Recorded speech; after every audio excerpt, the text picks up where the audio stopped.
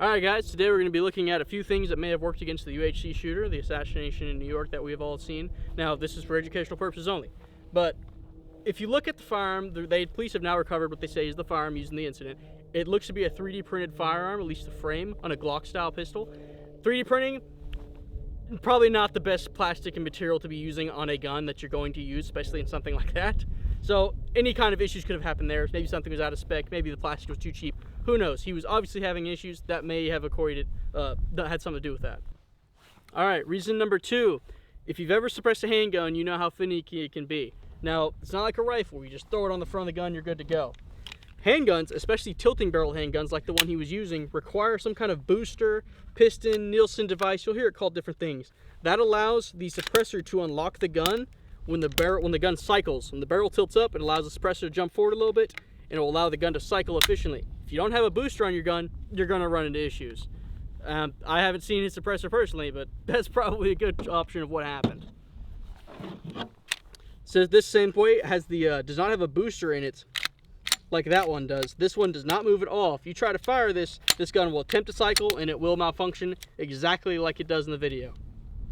Alright, now reason number 3, he's using a striker fired system. Now Glocks and other striker fired guns, wholly reliable, no problem there, but Glocks can be pretty picky suppressed. They unlock really fast, and you put a suppressor on that, you're adding back pressure to the system, that just amplifies that issue.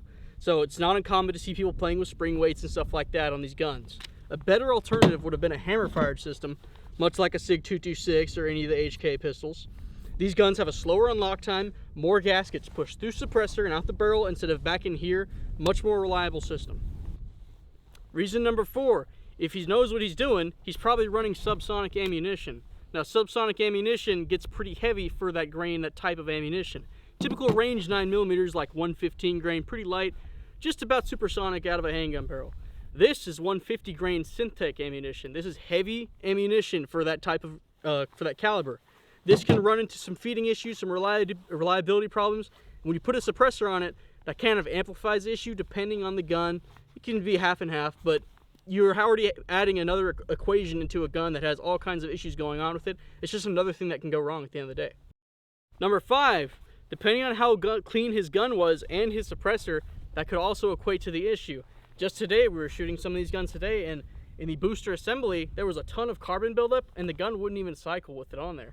So if your gun's dirty, suppressor's dirty, both at the same time, that's just going to cause even more issues. If you guys like this kind of content, just follow us on Valor Defense. We love to hear from you guys. Let us know what you think in the comments, and give us a like, give us a follow. We appreciate it.